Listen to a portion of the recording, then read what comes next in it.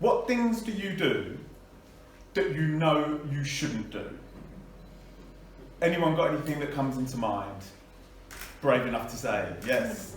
Shout at my kids. Shout at your children. It's come up before as well. Thank you for sharing. Anyone else? Yes, please. Lie. Lie. Excellent one. Thank you. So my answer to that question personally is losing my cool when the discussion gets heated. Something I'm really working on at the moment. And I find our behaviour around these situations really interesting, because we know before we do these things that we shouldn't do them, but we continue to do them. It doesn't make sense. What's going on in our minds when it comes to these situations? And thinking about this really got me thinking about the man that abused me when I was a child. What was going on in his mind? Because he would have known before he was doing those things to me that he shouldn't do them. But he continued to do them. It's quite possible that he tried his hardest, he attempted to resist the temptations that he had, the sexual urges that he had, but he couldn't manage them. But it's also possible that he didn't care. Maybe he thought because I was so young, it wouldn't affect me, or as I got older, I'd forget about it. But you know what? One day I will tell him that I never forgot. I've been carrying this experience around with me since the day he stopped, and it's been a heavy load to carry. But I do believe, actually I do know for sure, that carrying this around with me for so long actually developed strength and courage in certain areas of me.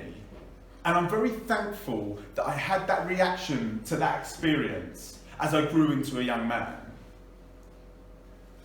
But of course, this situation also comes with very unpleasant feelings. The most incredible levels of discomfort and disgust when I look back at all the things that we were doing together. To think of the effect that these sexual experiences were having on my very small and underdeveloped 7 or 8, maybe 9-year-old brain, it's huge. And the effects don't stop when the abuse stops, because they'll then go on to influence how I develop as a person and how I deal with and approach things like intimacy, trust, relationships for the rest of my life.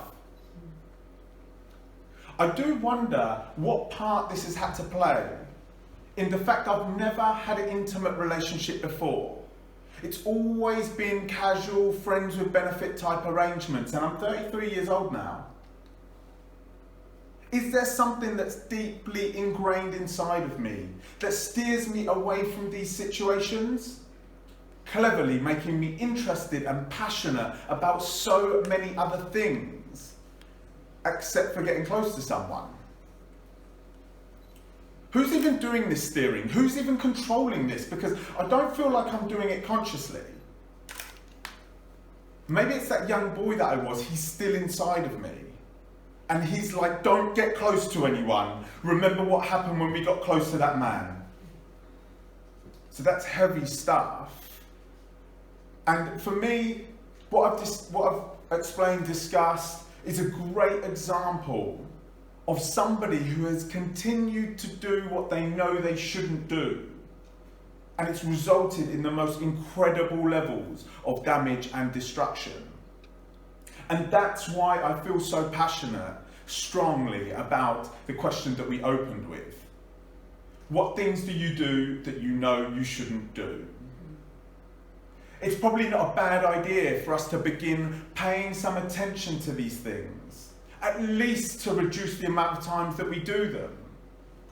Because we all know that it's these things, if we continue with them, with no care and attention to try to reduce them, there's a strong potential they're going to mess things up for us at some point. Probably not a bad idea for us to put some time and effort into this area of our life, because we're just trying to be good people, right?